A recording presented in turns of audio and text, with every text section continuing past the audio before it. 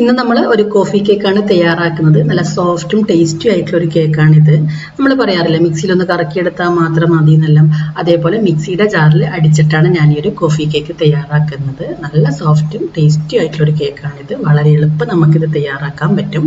അപ്പം ഈ ഒരു കോഫി കേക്ക് എങ്ങനെയാണ് തയ്യാറാക്കുന്നത് നോക്കാം. ആദ്യം മിക്സിയുടെ ജാർ എടുത്ത് നമുക്കിതിലേക്ക് പഞ്ചസാര ചേർത്ത് കൊടുക്കാം. ഞാനിവിടെ അരക്കപ്പ് പഞ്ചസാരയാണ് എടുത്തിട്ടുള്ളത്. നമ്മൾ മിക്സിയിൽ അടിച്ചെടുക്കുന്നത് കൊണ്ട് തന്നെ പഞ്ചസാര പൊടിക്കേണ്ട ആവശ്യമൊന്നുമില്ല. ഇനി നമുക്കിതിലേക്ക് അരക്കപ്പ് ഓയിൽ കൂടി ചേർത്ത് കൊടുക്കാം. ഇനി ഇതിലേക്ക് ചേർക്കേണ്ടത് കോഫി പൗഡറാണ്. ഞാനിവിടെ ഇൻസ്റ്റൻറ്റ് കോഫി പൗഡറാണ് എടുത്തിട്ടുള്ളത്. 1 ടേബിൾ സ്പൂൺ കോഫി പൗഡറാണ് എടുത്തിട്ടുള്ളത്. സാധാരണ കോഫി പൗഡർ എടുക്കരുത്, ഇൻസ്റ്റൻറ്റ് കോഫി പൗഡർ തന്നെ ഇതിന് വേണം. അപ്പം ഈ 1 table spoon instant coffee powder നമുക്ക് ഇതിലേക്ക് ഇട്ട് കൊടുക്കാം. ഇനി ഇതിലേക്ക് ചേർക്കേണ്ടത് മുട്ടയാണ്.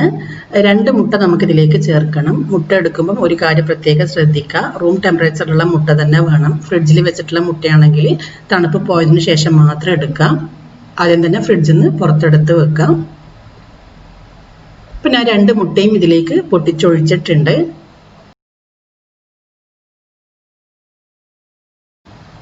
ഇനി നമുക്കിതിനെ നന്നായിട്ടൊന്ന് അടിച്ചെടുക്കാം.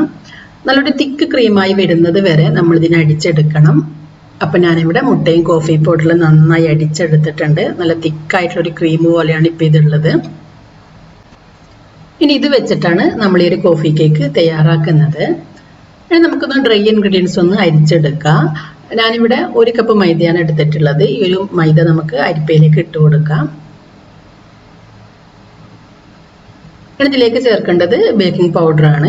1 ടീസ്പൂൺ ബേക്കിംഗ് പൗഡർ കൂടി നമുക്ക് ഇതിലേക്ക് ചേർത്ത് കൊടുക്കാം. 1/4 ടീസ്പൂൺ ബേക്കിംഗ് സോഡ കൂടി ചേർക്കാം. നിങ്ങളടുത്ത് അഥവാ ബേക്കിംഗ് സോഡ ഇല്ലാന്നുണ്ടെങ്കിൽ 1.5 ടീസ്പൂൺ ബേക്കിംഗ് പൗഡർ ചേർത്താൽ മതി. 1/4 ടീസ്പൂൺ ഉപ്പ് കൂടി ചേർത്തിട്ട് നമുക്കിത് നന്നായിട്ട് അരിച്ചെടുക്കാം. ഒട്ടും തന്നെ കട്ടയില്ലാത്ത വിധത്തിൽ വേണം നമ്മൾ ഈ ഒരു പൊടി അരിച്ചെടുക്കാൻ വേണ്ടിയിട്ട്. അപ്പം ഞാനിവിടെ മൈദ നന്നായിട്ട് അരിച്ചെടുത്തിട്ടുണ്ട്.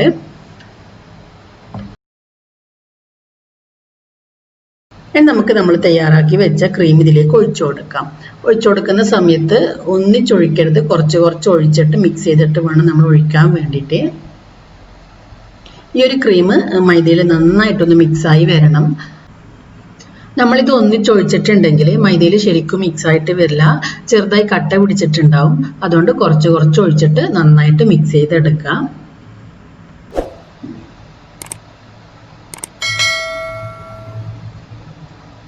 ഇതേപോലെ മുഴുവൻ ക്രീമും ഒഴിച്ചിട്ട് നന്നായിട്ടൊന്ന് മിക്സ് ചെയ്തെടുക്കാം.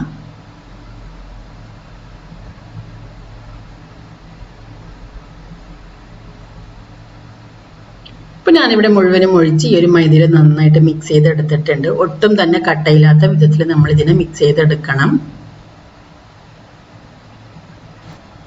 അപ്പോൾ നമ്മുടെ കേക്കിന് വേണ്ടിയിട്ടുള്ള ബാറ്റർ ഇവിടെ റെഡി ആയിട്ടുണ്ട്. നമുക്ക് കേക്ക് തയ്യാറാക്കാം. ആദ്യം ഒരു കേക്ക് ടിൻ എടുത്തിട്ട് നമുക്കിതിലേക്ക് നന്നായിട്ടൊന്ന് ഓയിൽ ബ്രഷ് ചെയ്ത് കൊടുക്കാം. അഥവാ നിങ്ങളടുത്ത് കേക്ക് ടിൻ ഇല്ലെങ്കിൽ സ്റ്റീലിൻ്റെ ഏതെങ്കിലും ഒരു പാത്രം, അലൂമിനിയത്തിൻ്റെ പാത്രം, എന്തിലും വേണമെങ്കിലും നമുക്കിത് ചെയ്യാം. അതല്ലെങ്കിൽ നോൺ സ്റ്റിക്കിൻ്റെ പാനിൽ തന്നെ ഡയറക്റ്റ് ഒഴിച്ചാലും മതി. ഒഴിക്കുന്ന സമയത്ത് ബട്ടർ പേപ്പർ വെക്കണം. ഇനി നമുക്കിതിലേക്ക് ബട്ടർ പേപ്പർ കട്ട് ചെയ്ത് വെച്ച് കൊടുക്കാം. ഈ ഒരു ബട്ടർ പേപ്പറിൻ്റെ മുകളിലും കുറച്ച് ഓയിൽ തേച്ച് കൊടുക്കാം.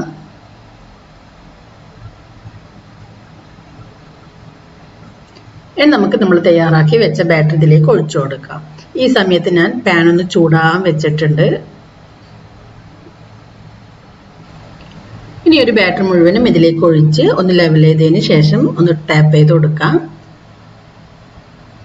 ഇപ്പം നമ്മുടെ പാൻ നന്നായിട്ടൊന്ന് ചൂടായി വന്നിട്ടുണ്ട്. ഞാനൊരു പഴയ നോൺ സ്റ്റിക്ക് പാനാണ് എടുത്തിട്ടുള്ളത്. ഈ ഒരു പാനിലേക്ക് ഒരു റിങ് വെച്ചിട്ട് ഈ ഒരു റിങ്ങിൻ്റെ മുകളിലേക്കാണ് ഞാൻ കേക്ക് ടിന് വെച്ച് കൊടുക്കുന്നത്. ഒരു 10 മിനിറ്റ് നമ്മൾ ഈ ഒരു പാൻ ഒന്ന് പ്രീ ഹീറ്റ് ചെയ്തെടുക്കണം. അതായത് ഒരു ലോ ഫ്ലെയിമിൽ വെച്ചിട്ട് ചൂടാക്കി എടുക്കാം. ഇപ്പം പാൻ നന്നായി ചൂടായി വന്നിട്ടുണ്ട്. ഇനി നമുക്ക് കേക്ക് ടിൻ ഇതിലേക്ക് വെച്ച് കൊടുക്കാം. ഇനി ഇതിനെ അടച്ച് വെച്ച് ഒരു ലോ ഫ്ലെയിമിൽ 20 മുതൽ 25 മിനിറ്റ് വരെ നമുക്കൊന്ന് ബേക്ക് ചെയ്തെടുക്കാം. സമയത്തിൽ ചെറിയ മാറ്റം ഉണ്ടാകും, അത് നിങ്ങൾ നോക്കിയിട്ട് ചെയ്താൽ മതി. അപ്പോൾ നമ്മുടെ കേക്ക് നന്നായി പൊങ്ങി വന്നിട്ടുണ്ട്. ഇനി ഫ്ലെയിം ഓഫ് ചെയ്യാം. അപ്പോൾ നമുക്ക് ഈ ഒരു കേക്ക് നന്നായിട്ട് വെന്ത് വന്നിട്ടുണ്ടോ എന്ന് നോക്കാം. ഇപ്പോൾ കേക്ക് നന്നായി വെന്ത് വന്നിട്ടുണ്ട്. ഇനി നന്നായിട്ട് തണുത്തതിന് ശേഷം നമുക്കിത് കേക്ക് ടിന്നിൽ നിന്ന് മാറ്റാം. ചൂടോടുകൂടി മാറ്റുന്ന സമയത്ത് കേക്ക് പൊട്ടിപ്പോകാനുള്ള സാധ്യതയുണ്ട്. അപ്പോൾ നന്നായി തണുത്തതിന് ശേഷം മാത്രം ടിന്നിൽ നിന്ന് നമുക്ക് മാറ്റാം. അപ്പോൾ നമ്മുടെ കേക്ക് ഇവിടെ റെഡി ആയിട്ടുണ്ട്. നല്ല സോഫ്റ്റ് കേക്കാണ്, ഒട്ടും തന്നെ കരിഞ്ഞു പോയിട്ടില്ല. ഞാനിതിൻ്റെ അടിഭാഗം ബട്ടർ പേപ്പർ മാറ്റിയിട്ട് കാണിച്ചു തരാം. അപ്പോൾ നമ്മുടെ കോഫി കേക്ക് ഇവിടെ റെഡി ആയിട്ടുണ്ട്. നമുക്കൊന്ന് കട്ട് ചെയ്ത് നോക്കാം. അപ്പോൾ കണ്ട നല്ല സോഫ്റ്റ് ആയിട്ടുള്ള നല്ലൊരു കേക്കാണിത്. നല്ല കോഫിൻ്റെ ഒരു ടേസ്റ്റുള്ള നല്ല കേക്കാണ്. കുട്ടികൾക്ക് ഒരുപാട് ഇഷ്ടമാകും. അപ്പം നിങ്ങൾ തീർച്ചയായും ഈ ഒരു കേക്ക് ട്രൈ ചെയ്ത് നോക്കണം. വളരെ എളുപ്പമാണ് ഇത് ഉണ്ടാക്കാൻ വേണ്ടിയിട്ട്. ഈ ഒരു കേക്ക് ട്രൈ ചെയ്ത് നോക്കിയിട്ട് ഇതിൻ്റെ ഫീഡ്ബാക്ക് അറിയിക്കുക. ഈ ഒരു വീഡിയോ നിങ്ങൾക്ക് ഇഷ്ടമായെങ്കിൽ ലൈക്ക് ചെയ്യാനും ഷെയർ ചെയ്യാനൊന്നും മറക്കരുത്. നിങ്ങൾ ഇതുവരെ എൻ്റെ ചാനൽ സബ്സ്ക്രൈബ് ചെയ്തിട്ടില്ലെങ്കിൽ സബ്സ്ക്രൈബ് ചെയ്യാനും മറക്കരുത്.